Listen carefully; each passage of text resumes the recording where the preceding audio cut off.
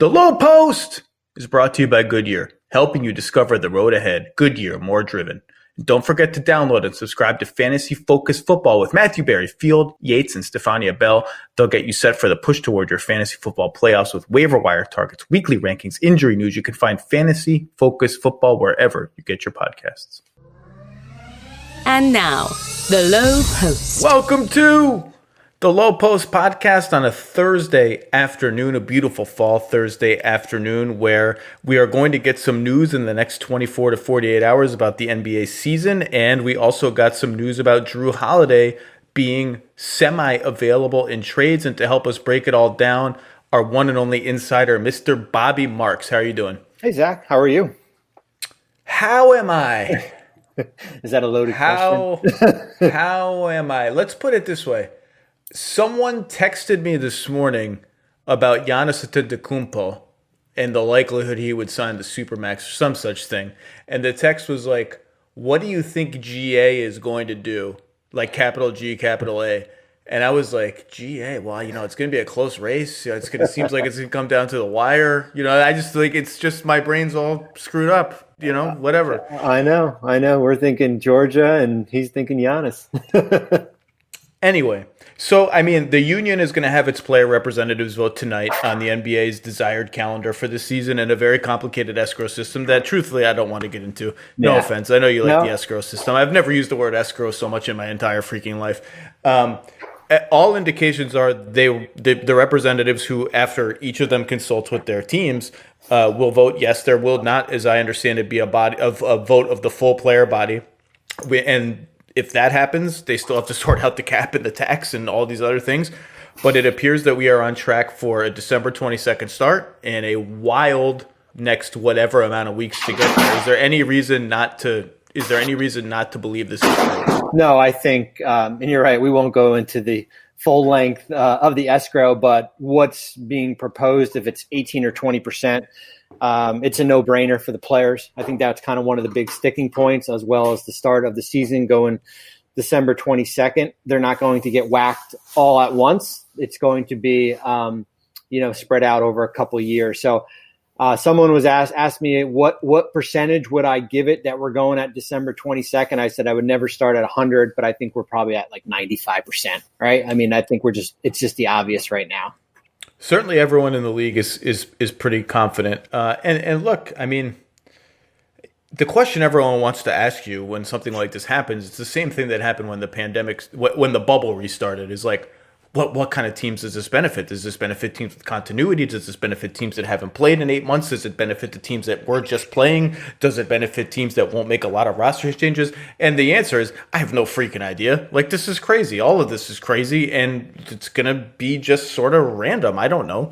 Well, yeah, because we don't know what the schedule is going to be, right? We don't know if the league is going to give the Lakers a break a little bit. Yeah, of course they would be playing, probably on the 22nd and then on Christmas Day, but then maybe they space games out for them. Maybe we see more teams playing back-to-backs that haven't played since March. So I think what the schedule comes out, and that's another thing, like we still got to usually the schedule comes out in August, right? We're going to get everything. We're going to get everything all at once as far as how teams are, how these games are going to be, how they're going to be spaced out, and how it's going to impact. I think it's going to be interesting, too, is that probably some of the players that were injured, the Ben Simmons of the world that had gotten hurt in Orlando, probably thought they probably had an extra month to recover here. And Jonathan Isaac. Yeah, Jonathan Isaac's another one. And where are they going to be? And probably more Simmons, less Isaac. I think we probably won't see Isaac for a while. But where's Ben Simmons going to be when this thing gets going here? Well, let's talk about the schedule, actually, because that's interesting. I don't know exactly how it's going to break out, but I would suspect, all the talk that I've heard from inside every relevant party is we are going to have less travel, more stay in one place as much, and play a couple of games, or stay in the same region and play a couple of games. This is going to be a big deal because, if you end up playing your own division a hugely disproportionate amount of times, and in some cases there is still some sort of geographic alignment within divisions, right? It does, like the Atlantic division is all pretty close together. The Central division is all pretty close together. Think about what that team means for a team like Chicago, who desperately wants to get into that playoff race for the 8th seed. And by the way, we could talk about this too. The 8th seed might be the only playoff seed available for all these lower rung Eastern Conference teams. And they get to play the Central Division a whole bunch, which means you get spanked by the Bucks a lot of times. But you Pacers, you can compete against them. Detroit and Cleveland versus a team like, all the Atlantic Division teams are going to beat up on each other. So maybe it doesn't really matter that much because the Southeast Division is also not very good. But it could have, particularly in the West too, and the West is loaded, it could have an impact. Well, yeah, if you look at the Clippers, the Lakers, right, Golden State, basically, if you're going to be playing these teams, let's say 6 times, maybe even more, there is going to be some disparity. Even Miami in the Southeast, you get Atlanta, Charlotte, and Washington, right? You can basically kind of feast off them. So it's going to be interesting how the schedule is going to be set. It's hard for me to think that we're going to get East versus West, or a lot of we're not going to get the normal 2 games a year type arrangement here, because what happens if you are a team like the Nets and you're out on the West Coast and there's a COVID outbreak, and now that basically wipes out whatever you have? If it's Portland, if it's the Clippers, if it's Sacramento, if it's Golden State, when are those games going to be, made up down the road here? So I think we're going to get a heavy dose of divisional games. I think we're going to get a lot of focus on conference games. Where is Toronto going to be? Right? That's going to be the interesting thing. Or, where are they going to be playing? Are they going to be in Newark, New Jersey? Because you can get the Sixers, the Nets, the Knicks. You can get Boston. You can get to Washington relatively quick. Are they going to be in Toronto? So I think that's going to be the next big thing as far as figuring out where they are going to be. It's interesting how going into the bubble, there was so much discussion about parameters, whether this was going to work, how to keep it safe. And now, as the pandemic shows no signs of slowing down, in fact, is getting worse, although there's some evidence, I guess, that the fatality rates and stuff are getting better.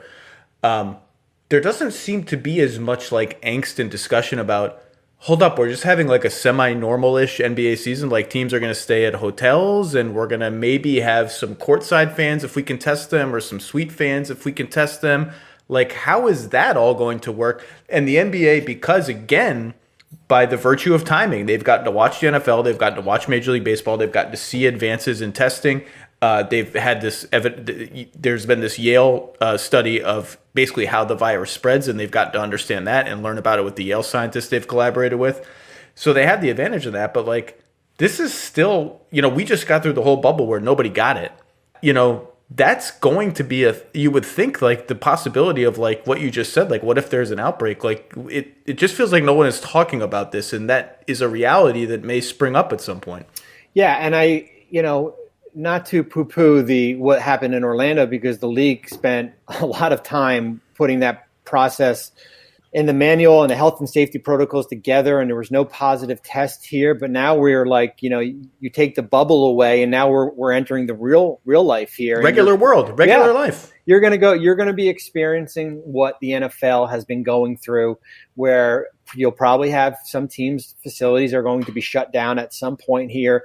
You will have positive tests because you are going to be traveling and you're going to be in hotels. You are not going to have that layer of protection. And I think what you'll see is probably when these rules come out, or these revised rules, we're probably going to see the substitute player rule, where you can add based on a COVID positive test here. A little bit different than when the bubble, in Orlando, when it was basically guys just pulling out, and then you can replace an Avery Bradley or a Trevor Ariza. But I think you're going to have some type of taxi squad in case there is an outbreak of positive tests to add, because it's not like this is the NFL and you have 50 players. You got 15 players, right? What happens if there's one, and then it's two, and then it's three, and it certainly has that domino effect.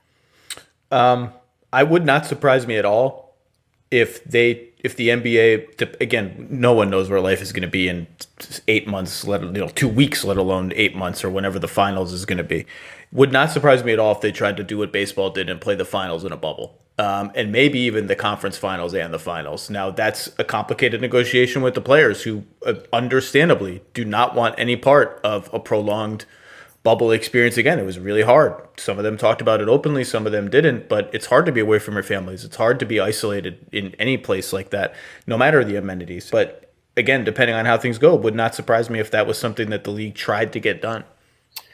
Yeah, and where are we going to be in May and June, right? I mean, we're all living day to day right now. So how do we project out, 8 months from now? So I'm sure that will certainly be something of discussion if we get to a point and there's no vaccine in place, and this virus still has a lot of legs, and we are trying to save the back end of the season here.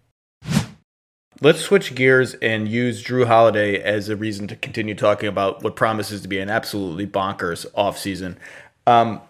It was reported yesterday in The Athletic that I don't really think this was news, frankly, but that the Pelicans are kind of listening on Jrue Holiday. And, look, there are a bunch of teams who could use him, a bunch of teams who have inquired who probably don't have the ammo to get him. Jrue Holiday is really good. He's on a $26 million probably expiring contract. He's 30 years old. He's a really good two-way player. This could be the first domino to fall in the offseason, or one of the first big dominoes to fall. I think there's going to be a bunch of teams that try to get in on this, but what were your first thoughts when you heard this news? Who are some of your favorite Jrue Holiday teams? Yeah, no, I wasn't surprised at all, just because it's just the nature of the beast in the NBA. When you have a player that's kind of going into that expiring contract, although he's got a player option, on a team that's, is a young team, non-playoff team right now, you basically have to make a decision if you're David Griffin, or you could just let it play out, right? Is he worthy of an extension, locking him up long term? How does he fit with your new coach and Stan Van Gundy? Or are you looking to maximize as much value as possible? So, and he's a heck of a player. I mean, you add all that up in there, and you have to look at what the options are. I mean, nobody, unless you're LeBron and Kevin Durant, or I guess Kawhi, there's no untradeable players in this league. You take the call for everyone here. So you wrote about, Denver was is a fascinating place, because what are they going to do with Michael Porter Jr., right?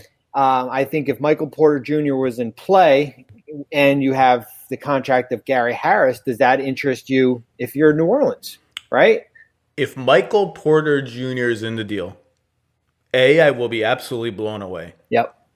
And B, the Pelicans should and probably will say, yes, thank you very much, let's make the deal happen. I do not think the Nuggets are putting Michael Porter Jr. on the table for anybody who might become realistically available in the next 8 months or whatever, other than Bradley Beal. I think Michael Porter Jr. is the Bradley Beal trump card. I don't know that they'd even put him in for Bradley Beal. I don't think that's a no-brainer for them. But if and when it comes down to it, I think that's the asset that trumps everything. I think, frankly, let's just say Bradley Beal walked into Tommy Shepard's office tomorrow and said, I want to be out of here.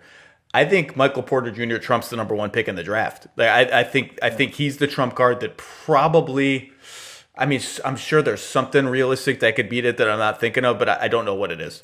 No, you're right. I mean, if you were Minnesota right now, this is just hypothetical. It's like, would you trade the number one pick for Michael Porter Jr.? And you'd be like, yeah, I think I would, based that's on interesting. I didn't think. That's not a thing. Yeah, it's another way to look at it, right? It's just another way of looking at it. So I think Denver is a fascinating team, and so if you take Porter Jr. out, what do you have left, right? So now you're looking at, besides your picks, which will probably be in the 20s, you've got Will Barton, who's got a player option for 21-22, and that's an interesting one. Everyone pencils in Gary Harris as the piece, and I get he's younger, so I get it. He's also coming off two just what the hell happened kind of seasons. Like, why not Will Barton? I think if I were David Griffin, I might also prefer Gary Harris, but Barton's name never comes up. I'm glad you brought it up. Yeah, I think probably Barton is just. Harris is just because of his salary, his number, right? I think when you're trying to match up the numbers here, but I think if I am New Orleans, what you basically go to the list and you rank as far as what the best asset and best player is going to be, and I think for me I would probably prefer Will Barton. I know he's coming off an injury. compared to where Gary Harris is. So Denver is an interesting team. Brooklyn, of course, is an interesting team just because they've got Karis Levert, they've got Jared Allen, they've got their own picks. They've got a Philly pick this year.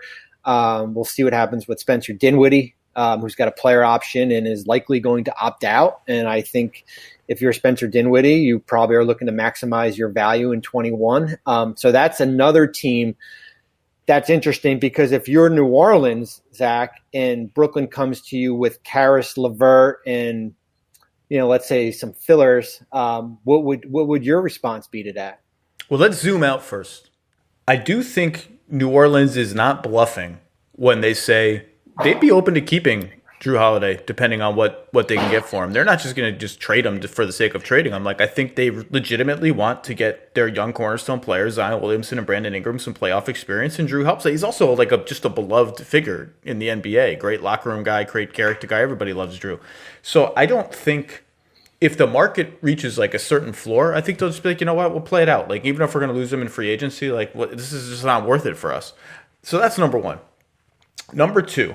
About 10, or I think it was reported somewhere that 10 teams have already contacted the Pelicans about Jrue Holiday. I bet it's higher than that because you're already seeing, well, can the Lakers get him? Can the Clippers get him? To me, if I had to guess, and we can go through some fake trades, but if I had to guess, if he really becomes available, if he really becomes available and there's really a trade war for him, I could see it coalescing around three things. Number one, Denver with some package of Gary Harris, Bol, and 2 top 5 protected picks or very lightly protected picks. So that's one.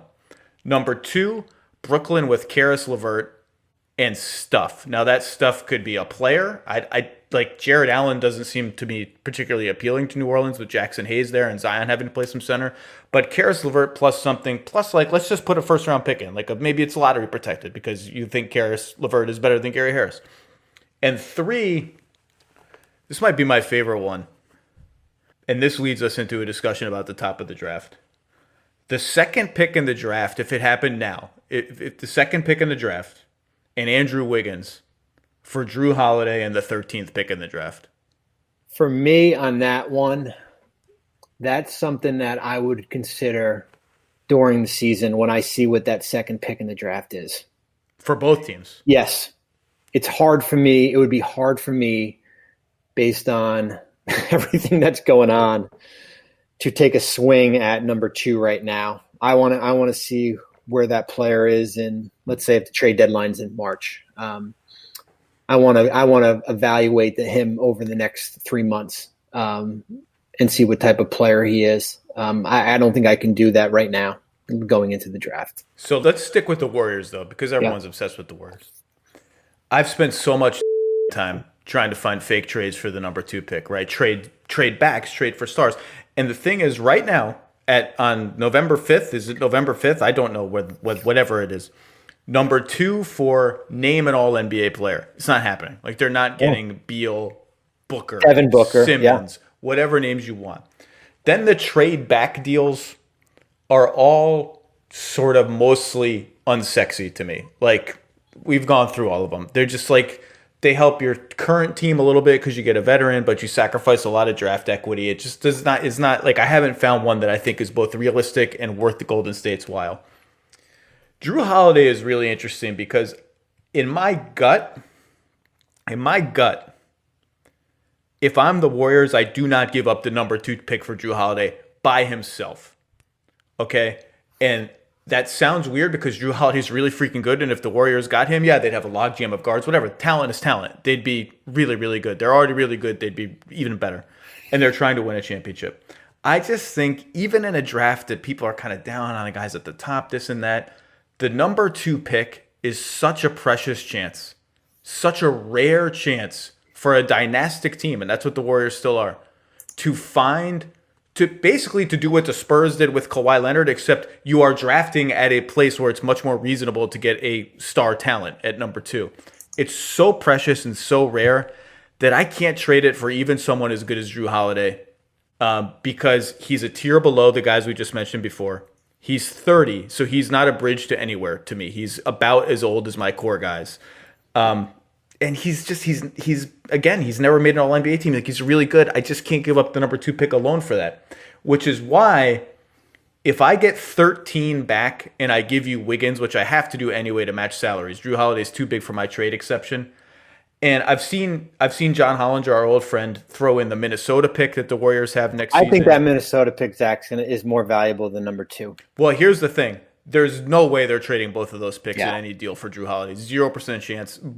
I shouldn't say 0. 2% chance, even if you get Redick back. So I just think they're not trading both of those picks without. That's their chance at a bridge player. They're not sacrificing both chances at a bridge player. Maybe they can talk themselves into exactly what you just said. The Minnesota pick is going to be just as good of a chance to find that bridge player. Jrue Holiday is really good.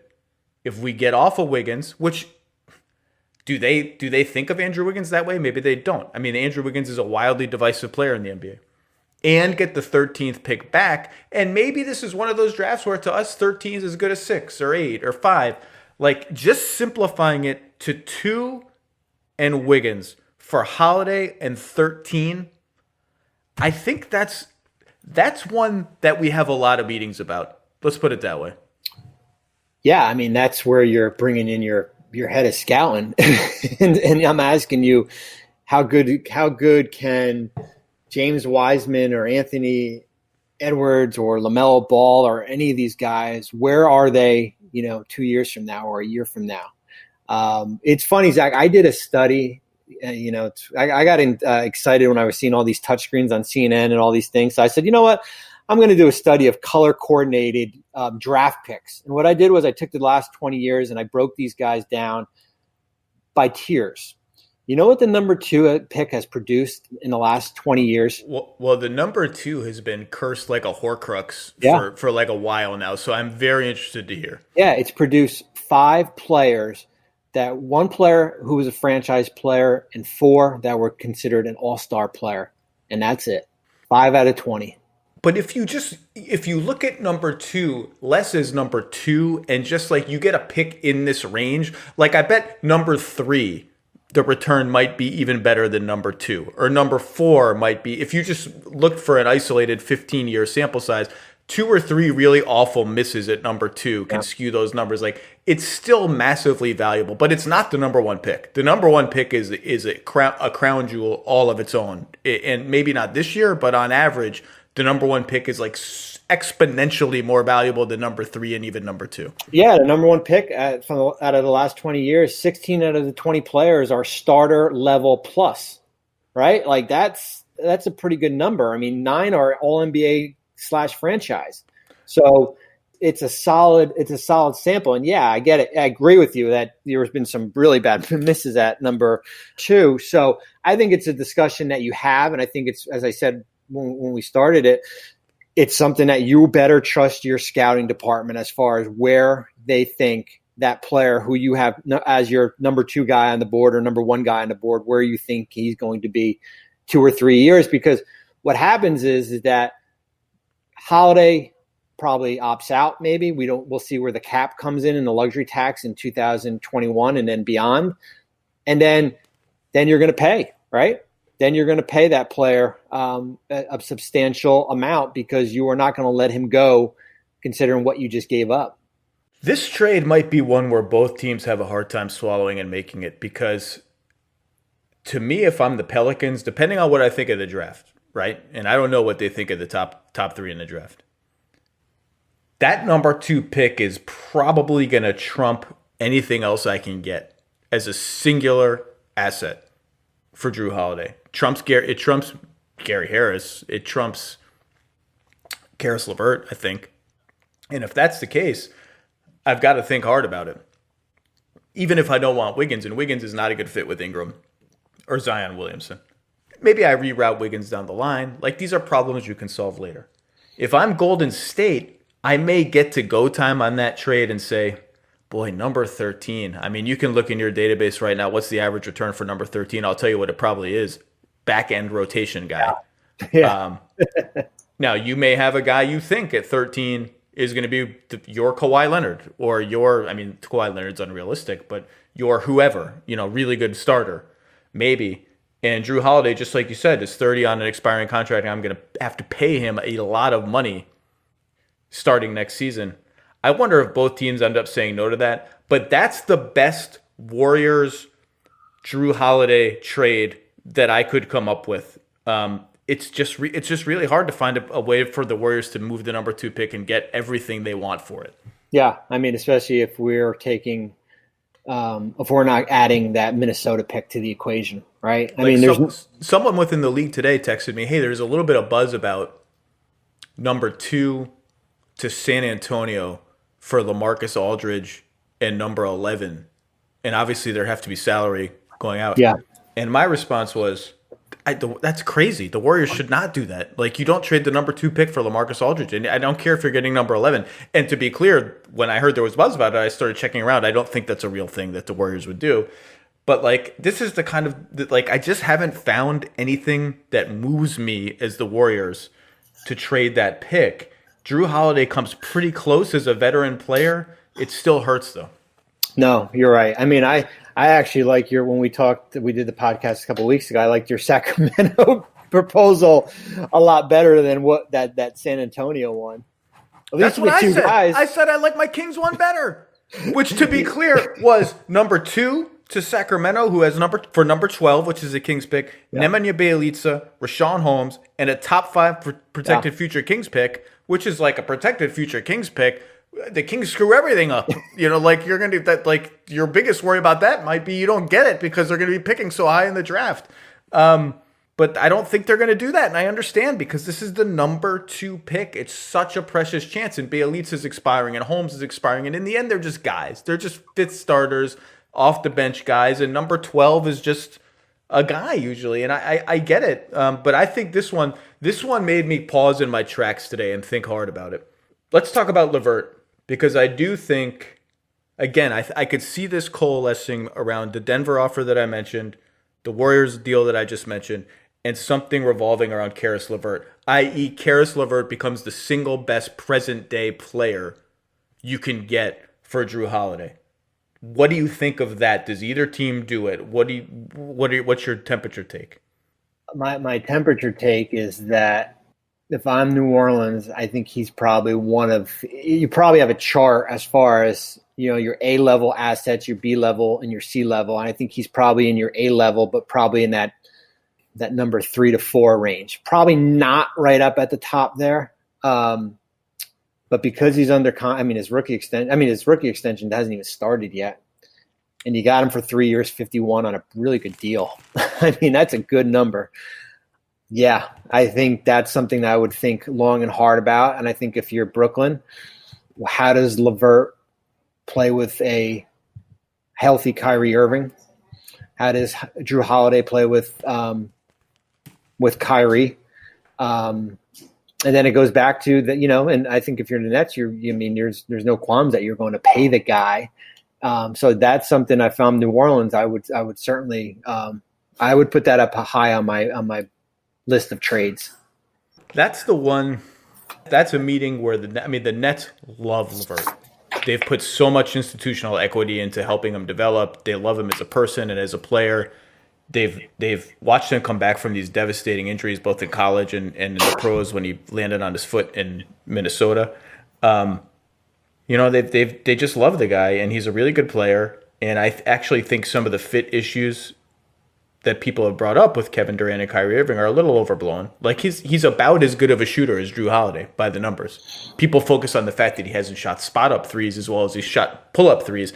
My take on that could be, if he's shooting like 38% on pull-up threes, that's actually encouraging to me. I think he's going to become a better spot-up three-point shooter. That doesn't really make a lot of sense to me, that he's like at 29 and 31 on catch-and-shoot threes.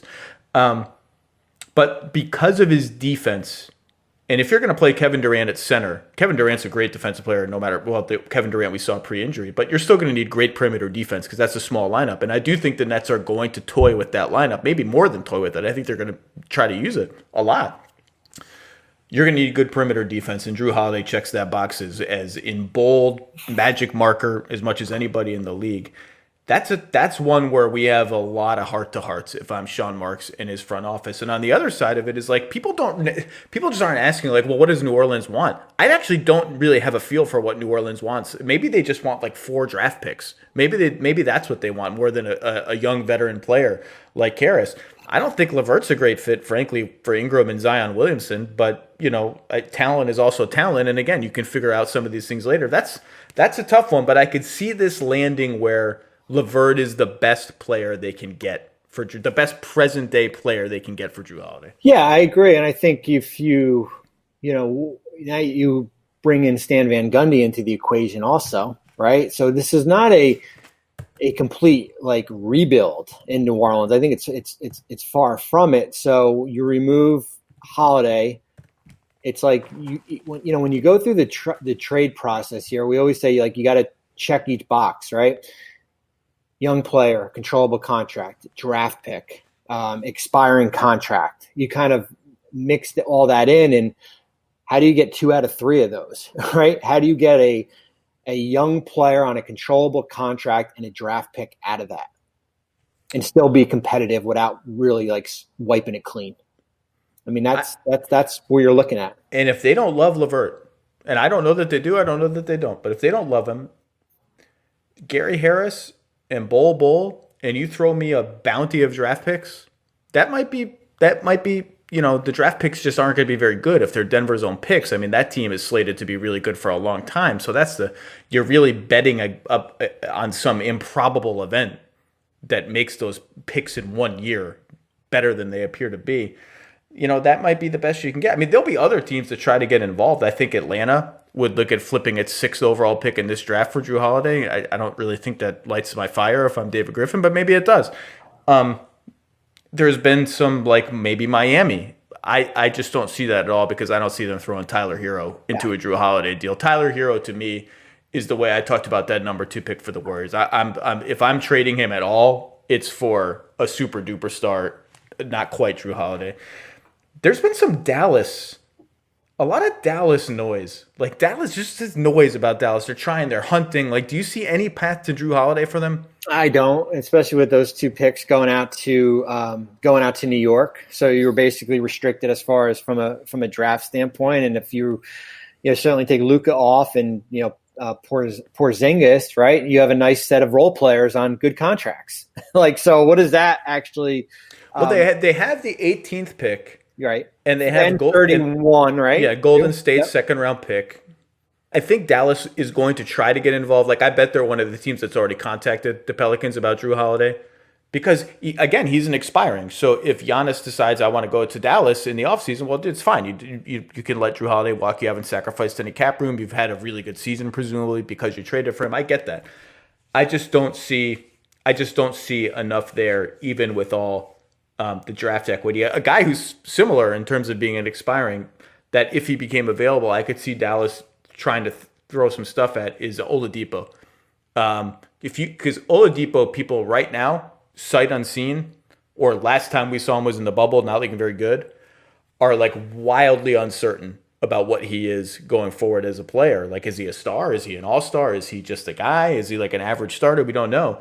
If you wanted to take a shot at him, like, I don't think Indiana's, if they ever move to trade him, is getting like a bounty for him. So like number 18 plus number 31 plus like these really good role players who are under control for several years for the most part, who would help any team. Like, that's not a terrible offer for the Pacers. I don't know that they do it, but it's not terrible, especially for a small market team that, like, yeah, it's valuable to us to have Seth Curry or Maxi Kleba or Dorian Finney-Smith under good contracts for like 2 and 3 seasons. It's the Rudy Gay trade. Remember back in Toronto moved him to Sacramento? Yep. Right? Like, that changed their season around, where you basically brought back 3 players that helped you stay competitive, and it gave you kind of it gave you balanced the roster out. It gave you more of a foundation than with Rudy and his contract. And it's not always, it's kind of like that singles type trade where you're sending out your star on an expiring, and you're getting 2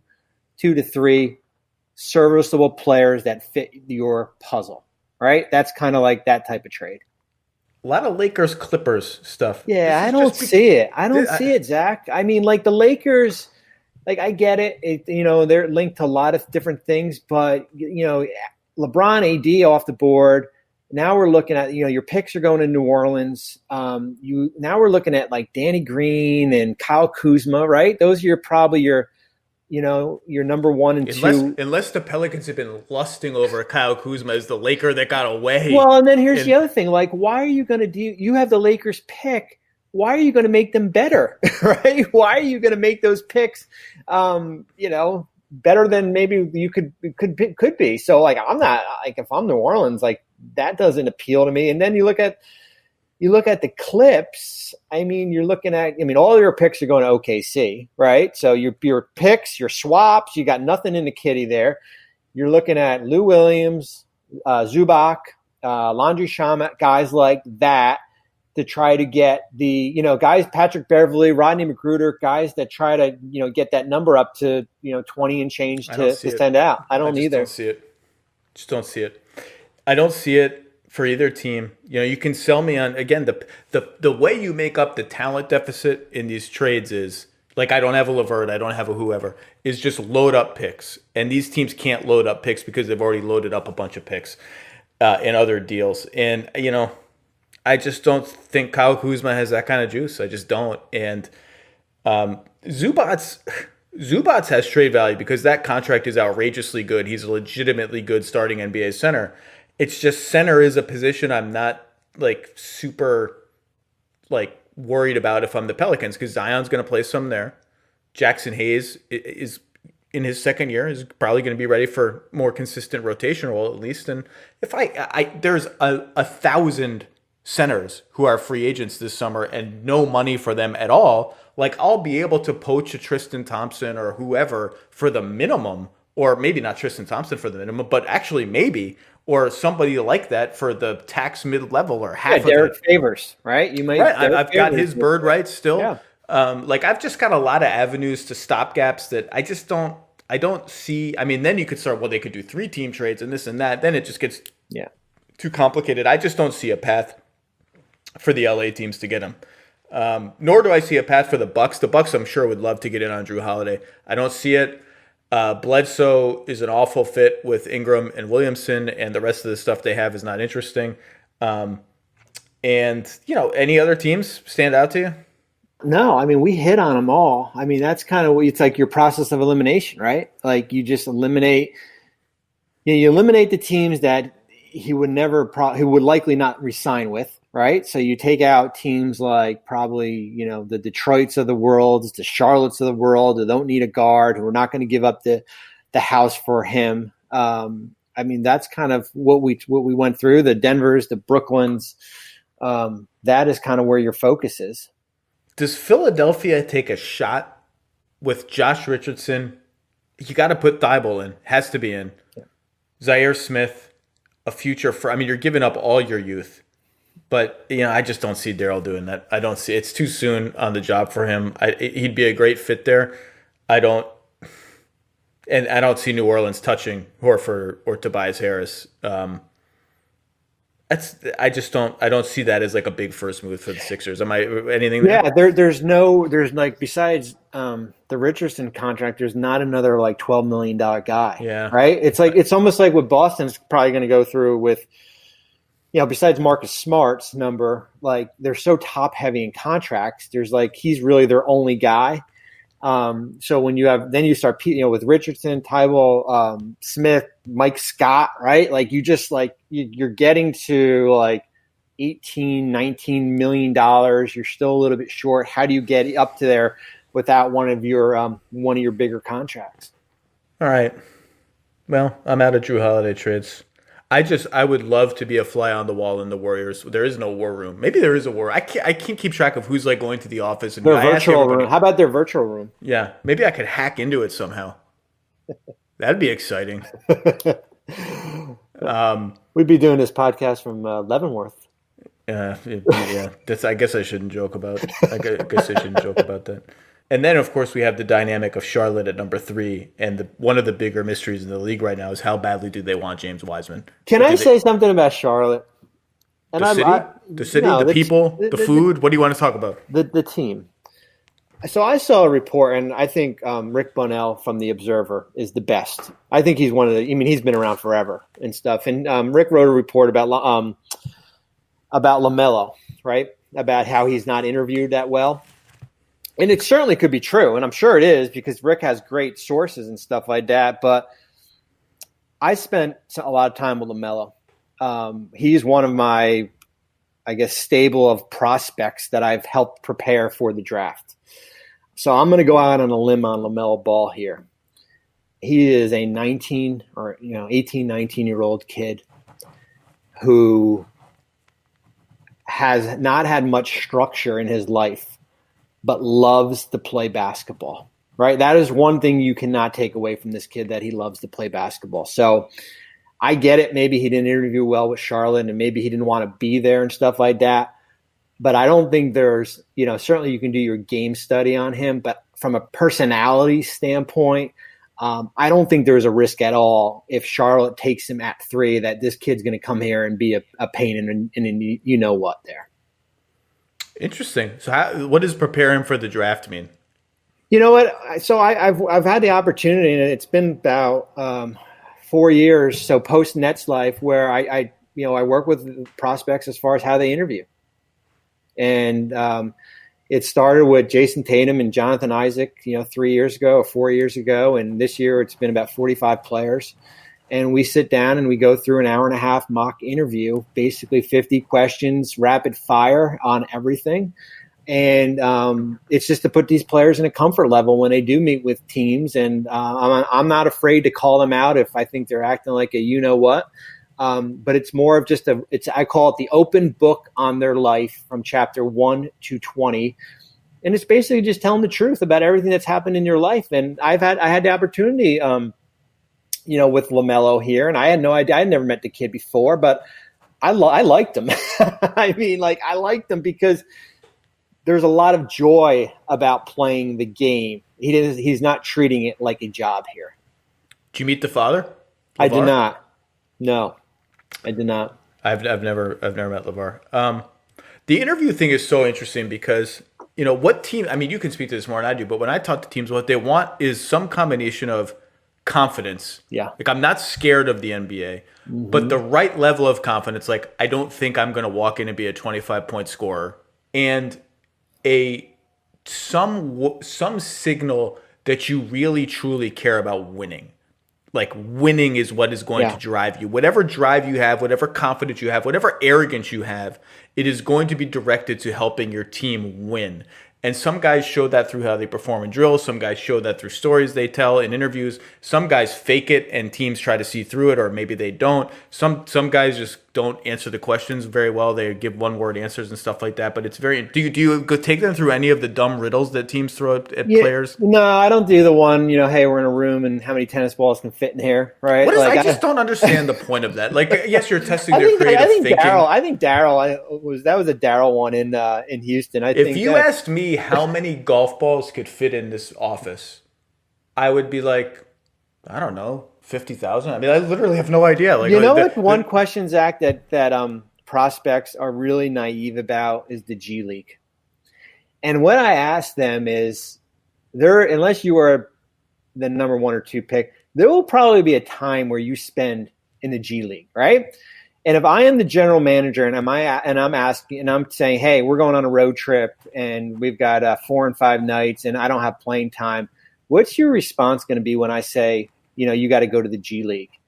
And they're all over the place, right? What's the G League? Can you talk to me about it? I've had some prospects say, well, don't draft me. And then I got to pause the interview and say, wait a minute here. All right, now I'm talking to you as an advisor, not as a, team. And it's a lot of it is educating these players about the G League and how guys like Fred VanVleet and Pascal Siakam and Duncan Robinson and Kendrick Nunn have paid their dues and kind of where they are right now. That's really interesting. It's really interesting. We could do a whole podcast on it. We could. Well, let's go back to Charlotte for a second now. Because let's say they want Wiseman. Let's just say they do. I think they do want a big guy one way or another, whether it's trade, free agency, draft. I think they'd like to draft to get at a big guy. Maybe they're afraid Golden State's going to take him at 2. Even if you don't think Minnesota is going to take him, you're afraid Golden State's going to take him. So that leads me, if I'm Gerson Rosas, to call Mitch Kupchak and be like, well, what are you going to give me? What are you going to give me? And Minnesota's first pitch at that is probably going to be exorbitant. Like Miles Bridges, number 3 pick, at least one future lightly protected first-round pick, maybe 2. And I just don't know that Charlotte is really going to pay that price. I don't know that they care enough about James Wiseman to pay that price. Maybe they do. But here's where I end up. If you're Minnesota and you just don't care, right? You don't care who you don't want Wiseman, and you just don't really care who falls to you at 3. If you trade back to 3, you just don't care. Shouldn't you get something? Shouldn't you just do the deal, even if it's just Miles Bridges or even if it's just 1 pick or so? Like you should just get an extra thing, right? Yeah, I mean it's almost like the Philly Boston trade, right? When Boston was sitting at 1 and Philly moved up to take Fultz. They got 1 pick. And they got the Sacramento pick. Yeah, which ended up being number 13 or something like that. Yeah, and so if you're a minute, so if you're a minute, and knowing Gerson, like they'll ask for a lot. I mean, it's the Daryl Morey school of executives that you ask for a lot, and if you move from 1 to 3, and you think that your player that you like at 1 is going to be there, then you move back in a draft, and at least you get something. Can I ask you a question about one team that we haven't talked about yet? Sure. It's definitely one of my 3 or 4 most intriguing teams of the coming offseason.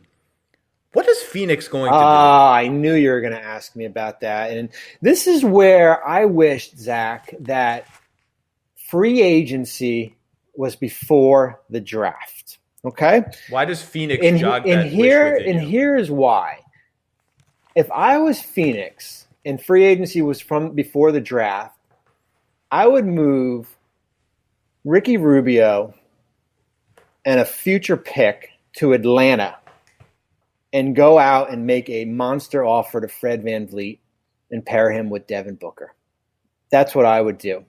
How do I do that, though? Maybe you can still do it because the draft has already happened. You got free agency. You know what the cap number is going to be. You can still do that. You can even go out and do that if you clear your Dario Saric's and your decline the option on Kaminsky and don't bring back Aaron Baines. I think you might be able to, get to 16, 17 million. Which, by the way, leaves you with 1 traditional big man on the team. That's right. That's 2 if you include Diallo, who we actually kind of like, and I think they should keep. But yeah, but yeah, I mean, Phoenix is interesting because it feels like they're in a little bit of that honeymoon period, right? You're kind of living off what you did in Orlando, and honestly, I don't think that's good enough in the Western Conference, especially on a 72-game season, not on a 8 seeding games. Well, I think they're under enormous pressure to build on that. I mean, Robert Sarver has never made any secret of the fact that he's desperately wants to get back to the playoffs,